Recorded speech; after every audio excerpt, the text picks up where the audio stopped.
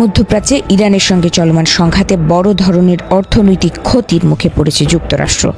ইরানের ইসলামী বিপ্লবী গার্ড বাহিনীর বিধ্বংসী পাল্টা হামলায় মাত্র 4 দিনেই যুক্তরাষ্ট্রের প্রায় $2 বিলিয়ন সামরিক সরঞ্জাম ছাই হয়ে গেছে।